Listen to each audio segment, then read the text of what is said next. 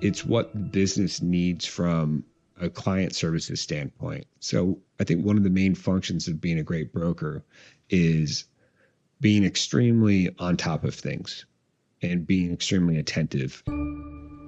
Welcome to the Dirt Podcasts. I'm Miles Solomon. Every week, I share my perspective on commercial real estate and the business of trading dirt.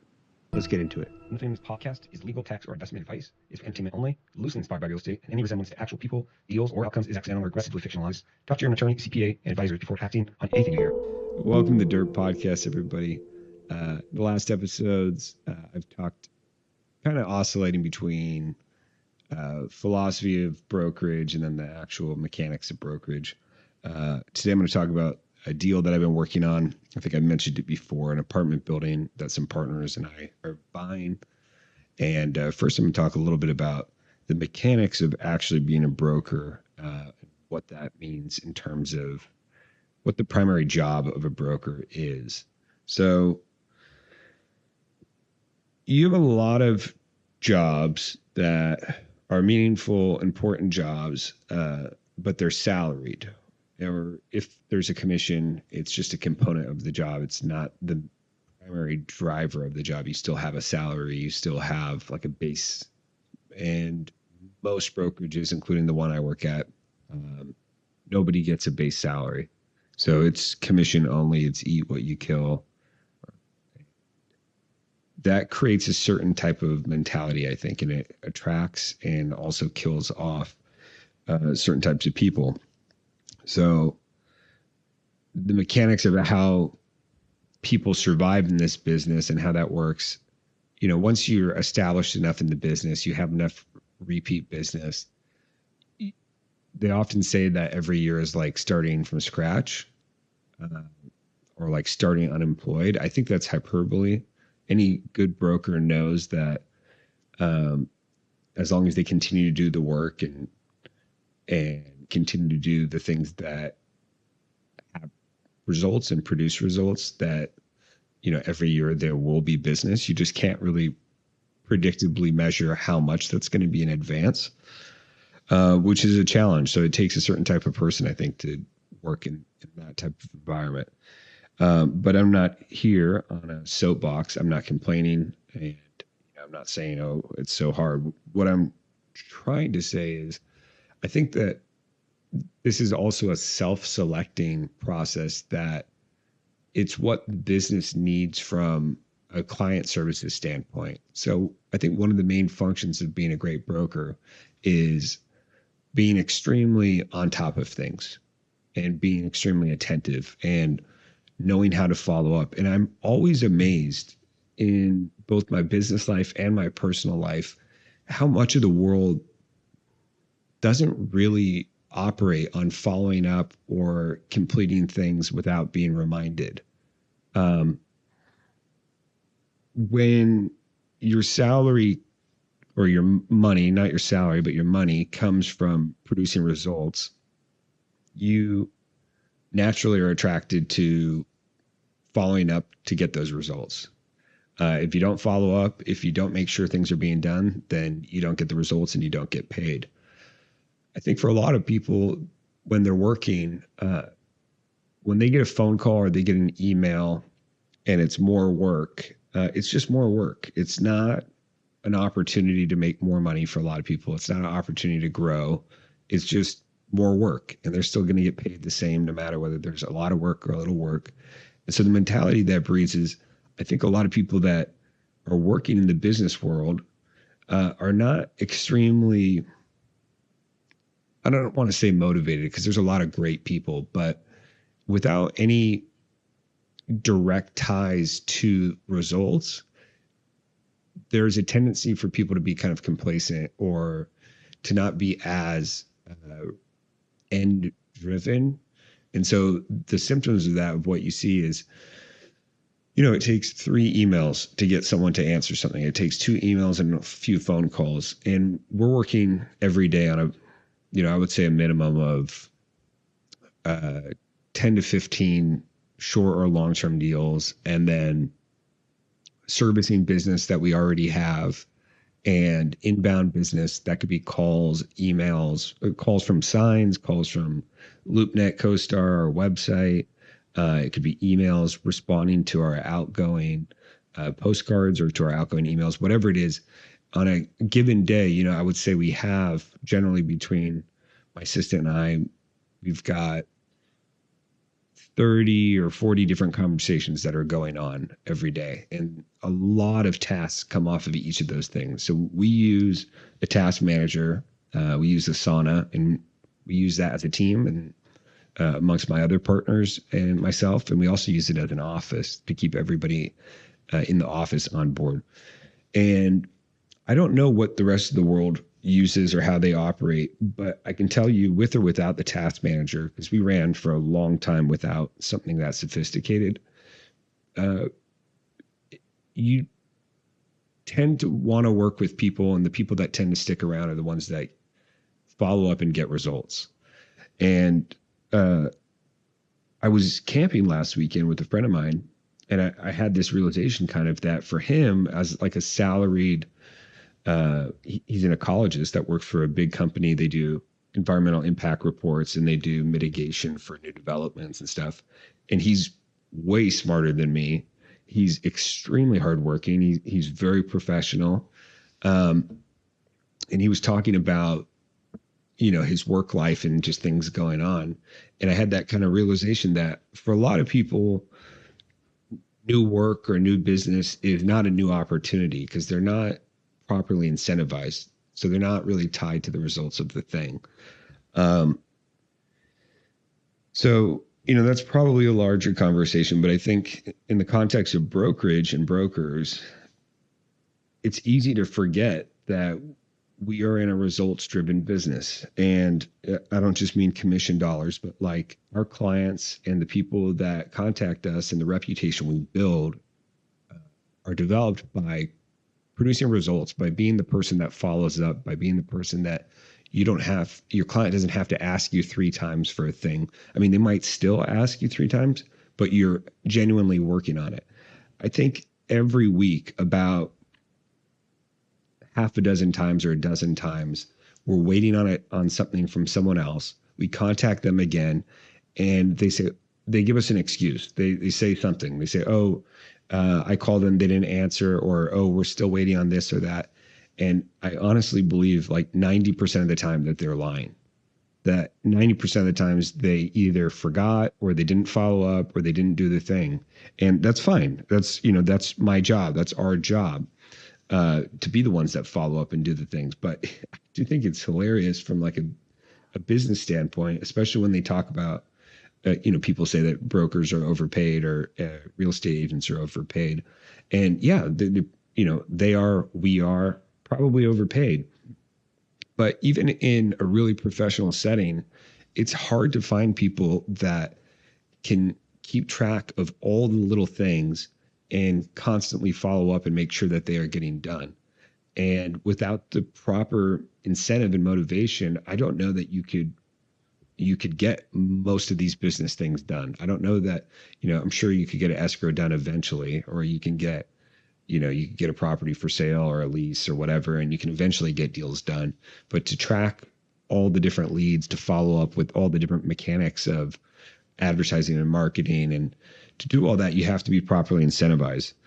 And I think I have to remind myself that when you work and when you respond to tasks and activities and even phone calls and emails, if you're the type of person that doesn't answer your phone or that doesn't respond to emails or that people need to follow up with you, then I think you're doing yourself a big disservice in our business, because you're creating a reputation every time you work, every time you do something, of what kind of person you are. And if you're the type of person that doesn't get shit done or that needs to be reminded, or, then you're not really a serious person. And so, it's funny, but like sometimes when I'm pitching new business, so generally when I'm pitching new business, I would say 60% of it is warm, meaning I was introduced to the person, or I've been talking to the person for a long time, or, they came to me, generally if I'm going to pitch a new building or a new property, it's fairly warm before I walk into the meeting. But sometimes it happens that, I've never spoken to this person before, or maybe I've spoken to them once or twice, but like it's definitely not warm. And this is a first meeting and a first pitch where I am pitching our company, our services, and myself, and really trying to understand and win their business. And in those circumstances, sometimes I will joke um, that like we take this business extremely seriously. We take all our business extremely seriously. That, I work every day of the week. If it's an important, I work Monday through Friday, and if it's important or if it's urgent, I don't turn my phone off on Saturdays or Sundays ever. So if it's important or urgent, I know what's going on. I'm there. And I say, look at our competitors. I mean, I'm sure there are other people that are interviewing for this listing, and I would encourage you to call the phone number on their signs throughout the city, wherever you see their signs, call them and see if they answer, and see who answers, and see how long it takes for them to get back to you. And I say that because even as a broker, when I call other brokers, half of brokers or half of agents, they don't answer the phone, or they don't call back, or I ask them for something and they, it takes a week, or they forget about it. And I think it's a huge competitive edge to be able to say, we are here, we're serious. And when you give us a task or you entrust us with your property or your listing, that we're going to get it done. And, you're not going to need to remind us. And obviously you're not saying this in the sales pitch, but I think it comes with a certain level of service. It's the same way as like when you stay at a 5-star hotel.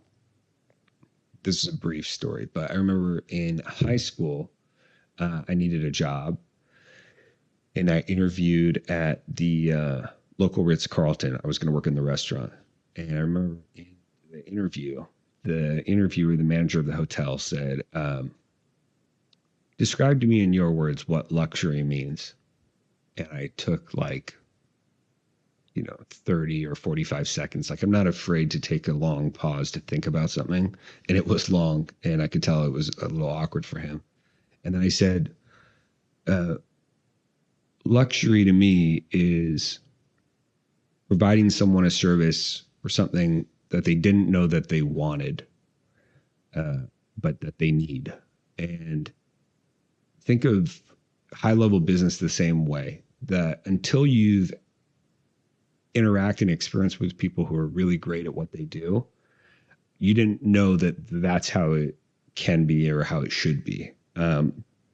So especially if you're serving clients that are entrusting you with a lot of money, you do have to have a system of arbitrage. You do have to be able to delegate, and you have to be able to pick what's important and what's not. And I'm not here saying I respond to everybody the same way. And, generally we try to answer any questions, any calls, any emails we get from anybody. But I do make an effort to make sure that I'm being extremely responsive and following up with anything that I've been hired to do. And I believe that's a large component of what we're paid for. It really is herding cats. You are trying to get people, all these with different interests, different schedules. Everybody's busy, and you have to get them all on board. You have to get them doing these things. And that's not the only part of the job, but it's definitely an important one. And I just will never understand these fucking brokers who don't answer their fucking phones. Like, the business is to be available, to be interacting with the market. If I can't get a hold of you 2:00 on a Wednesday, and you don't call me back for multiple days, it's like, what are we doing? I don't know. That's a gripe I have. So there's my rant and PSA. Now I'm going to talk a little briefly about the deal that I've currently been working on, which is nothing but cats.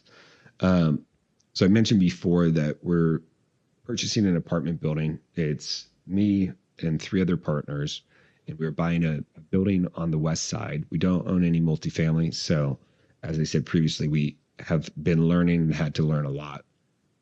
And about 2 weeks ago, I want to say, we went non-refundable with our deposit, which was about $8,000. We're buying the building for 2.82 million. So we have $88,000 that's non-refundable, and we don't have loan approval yet. So if you've been there, having some serious anxiety these days. One, because we don't have loan approval, and two, because we have to close by the end of year, by December 31st, for two reasons. One, because the contract says so. If we don't close by the 31st, then I have no doubt that the seller, who already had the money released, will take the money and cancel escrow and screw us. So that's the first most compelling reason. The second is, from a tax perspective, the property has to be put into use in 2025. So it could be the 30th that it's put into use. It could even be the 31st, but it has to be closed and put in service prior to the end of the year for us to get our accelerated depreciation. Our tax deduction of, I want to say, 800,000. So it's extremely important that we get this loan and that we close. So I did what we always did. I'm working on this with a couple of partners, and we have three loan processes. So we pay a $2,000 deposit to one, we pay a $4,500 deposit to another, and the third, actually, we didn't even get past their loan committee before they just said, yeah, we're not going to be able to close by the 31st. So the two loans we're working on, one is a bridge loan, which is like effectively a hard money loan, but done through bigger companies with better terms. It's a 6-month loan. There's like $30,000 in $30,000 or $40,000 in origination fees. Those are points that they charge when they give you the loan, to increase like the APR in case you prepay it. And then the loan itself is at like 9.5%. So that one was supposed to be like 2 weeks we'd have approval. We're going on, I want to say 4 weeks. We still don't have approval from that one.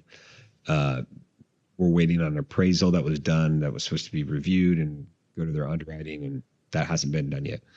And every time I call the lender, the broker who got the deal, it's like there's a new story every time. I'm following up, I'm checking in with him. And every time I can't tell whether he's actually done anything or whether the people that he's talking to have actually done anything, or if it's like every time I'm talking to him, that initiates the act of the thing that they need to do. I can't really tell. It's a little bit like if you ever had someone that owes you money, every time you talk to them, they're going to have a story about why they don't have the money. Every time. People become very creative when they don't want to pay you back money that they owe you. It's, oh, my sister's in town. She just, she's short on money. I lent her a little bit of money, but I'm going to have it. I'll have it next. It's like, I think half the reason the mob exists is because when people don't pay back their debts, there's no reasoning with them. It's like a drug addict. In the business world, following up with people who are not necessarily, I'm not going to say that they're not doing their job, but maybe they're not doing it at the level that you would expect them to do it, or with the urgency. They're not having sleepless nights if this deal doesn't get closed. They're not losing 90,000. You are. And so, the same hand, from a brokerage standpoint, your job is to assume, at least for me, the way that I run it is kind of to assume the anxieties in the position of the principal. That doesn't mean you're coming in the deal all stressed or angry or whatever, but to accurately reflect their interests, you have to really think about it and be empathetic and represent them from the position that if they were there in the room, they would want themselves, the messages that they'd want represented. And so it's the same thing, especially with a deal like this where it's very personal and I have a lot at stake. I'm following up with these guys, and again, I don't know where that loan is at. The second loan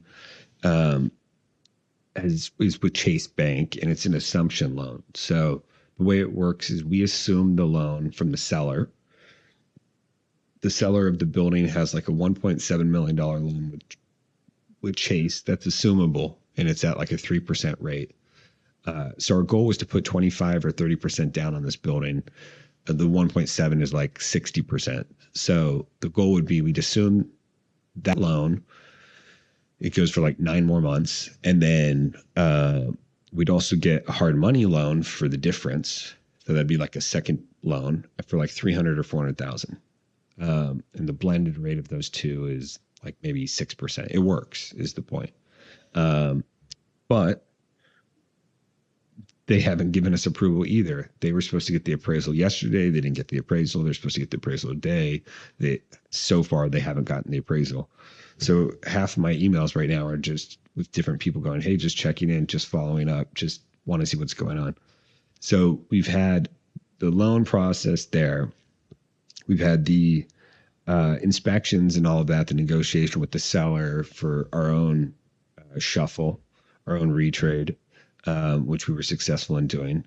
And then we're also setting up kind of the property management. We have the rent roll. It's 10 units. We have to get everything in order for the units and figure out who's in where and when are the renewals and yada, yada, get the bank account set up, blah, blah, blah. So it's been a little bit of a sleepless last week because we basically have, I don't know, a couple weeks till the end of the year, and the deal may have already blown up by the time you hear this episode, in which case I've lost $90,000, or hopefully it'll have gone through. But to make matters worse, I go on a 2-week trip every year for basically, it's like backcountry. I bring my truck and camper. We go like off the grid. So from December 26th for basically like 12 days, 13 days, we're going to be completely off the grid. No cell reception. I don't have a satellite. I don't bring a satellite. It's the one time of year that I allow myself to completely disconnect. And that's coincidentally the exact period where we're supposed to be closing this deal. So as a control freak, I'm passing the closing of the deal to my partner and to my assistant, and I'm hoping that they will bring it home. But 5 years ago when I got in this business, I have always been extremely passionate about camping and off-roading and getting out there. And I made a rule that I would do this trip no matter what deal I'm in every year. And there's been some years where, I'm on, the edge of my seat till the very end, and usually everything goes okay. But this year is pretty close. So I love the irony of talking about being a communicated broker and all that. And now I'm talking about how I'm going off grid for 12 days. Do what I say, not what I do. That's what I got going on. If the deal does close, it should be a pretty great one. I've never owned an apartment building. I'm looking forward to, it's a real slum right now. So I'm looking forward to fixing it up, cleaning it up, making it nicer for the people that live there. And I'm looking forward to, I always like the beginning of a project when, you just get a real pig and you make it look nice. And I'm excited about that. So I hope we do close. I'm also not looking forward to losing 90 grand. So wishing me luck, and we'll talk to you guys likely in the new year.